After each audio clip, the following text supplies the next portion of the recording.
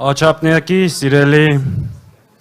հայրենակիցներ, երևանցիներ, սիրելի բարեկամներ, անչափ շնորհակալ ենք ջերմ ընդունելության համար։ Տեսեք, ընտրարշավը սկսված է արդեն 7-րդ օրն է։ Հայաստանի քաղաքական ուժերը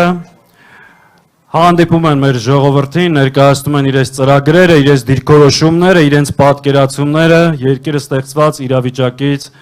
դուրս բերելու համար։ Բայց գործող իշխանությունը, գլխավոր հոգեկան հիվանդը, ընտրարշավի փոխարեն նոպաները սկսվել է եւ հայախառն ելույթներ, մարդկանց ընտանիքներին թիրախավորել, համատարած հիստերիա։ Հիմա հարց, ինչի է կրկին ընկել հիստերիայի մեջ, որն այս ամեն ինչի պատճառը։ Պատճառը հետևյալն է։ Դուք տեսնում եք Երևանում ընտրարշավի մեջ է ամեն ծառ եւ թփի տակ որևէ Հայաստանի Հանրապետության քաղաքացի, եթե հասանելիություն ունենում է իրեն մոտենալու, հանդիպելով փոխանցում է հետևյալը, որ դու հայրենիք հանձնած, Արցախ ծախած 5000 մարդու զոհվելու պատճառ դարձած մեկն ես եւ վերարտադրվում ես, որ ինչ անես, հիմա ինչը հանձնես։ Եվ ես ողջունում եմ բոլոր այդ քաղաքացիներին եւ դա պետք է շարունակվի ու իրեն ամեն պատի տակ պետք է հիշեցնել, որ ինքը դավաճանա, վերարտադրվում է, որ կատարի Ալիևի արչև ստազնած իր նոր խոստումները։ Դուք ստեղ գալուց առաջ տեսակ ժողովուրդ։ Այսօր Չարիկը Աչափնյակի տարածքում էր եւ ամեն մի խաչմերուկում ոստիկանություն էր կանգնած։ Ամեն մի պատի տակ, ծառի տակ շարված են։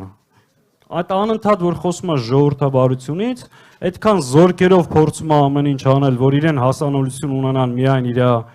կողմնակիցները, միևնույնն է չի ստացվում եւ շարունակ պետք է հիշեցվել։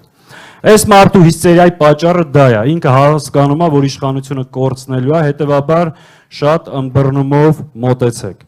Մենք չենք հայոյելու։ Աշխարհի բոլոր հայոյանքները իրեն իր արածի դիմաց բավարար չեն։ Մենք չենք թույլ տալու, որպեսզի ինքը շեղվի օրակարգից։ Ինքը պետք է պատասխանի երկու հարցի։ Անընդհատ այդ հարցը Հայաստանի Հանրապետության այն քաղաքացիներ, ովքեր տեսնում են, պետք է տան։ Այդ հարցը հետևյալն է, առաջինը։ Ինքը կարող է հայտարարել, որ Հայաստանի Հանրապետությունից որևէ մետր այսօրվա Հայաստանի իշխանության տակ գտնվող փաստացի տարածքից որևէ մետր չի պատրաստում առաջիկայում հանձնել։ Այս մեկ չի կարա, որովհետև Ալիևի արչև ստանձնել է պարտավորություն։ Եվ երկրորդ, այն քարտեզը, որ փակցրել է կրծքին, գոռում է իրական Հայաստան, կարող է ասել, որ այդ իրական Հայաստան տարածքից Ադրբեջանը 200 կիլոմետր քառակուսուց ավել տարածք է օկուպացրել եւ Ադրբեջանի զորքերը դուրս պետք է գան Հայաստանից։ Չի կարա ասել, ամեն օր ես հիշացնելու ենք, որ Հայաստանի Հանրապետության քաղաքացիները իմանան, ինքը ինչի է ուզում վերարտադրվել ու վերարտադրվում է, որ ինչ անի։ Այսօր Ժորժ ջան, կրկին հիշել եմ մարտի 1-ը։ 8 տարի է ու դրանից առաջ եւս 10 տարի անընդհատ մարտի 1։ Եկավ իշխանությանը։ 8 տարի է իշխանությանը, մի քանի անգամ ասել է գործը բացահայտված է, վсё ամեն ինչ որոշված է ու որևէ արդյունք չկա։ Գիտեք ինչի։ Որովհետև ամեն անգամ, երբ որ քննությունը շարունակվում է, դուրս են գալիս իրենց հետքի վրա։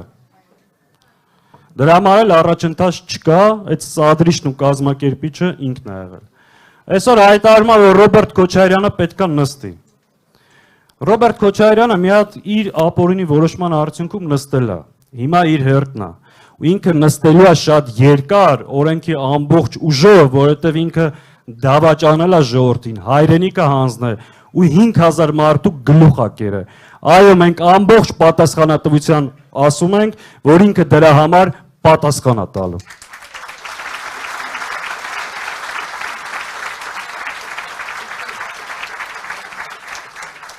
Ժորժ ջան, այսօր նաև հայտարարել է, որ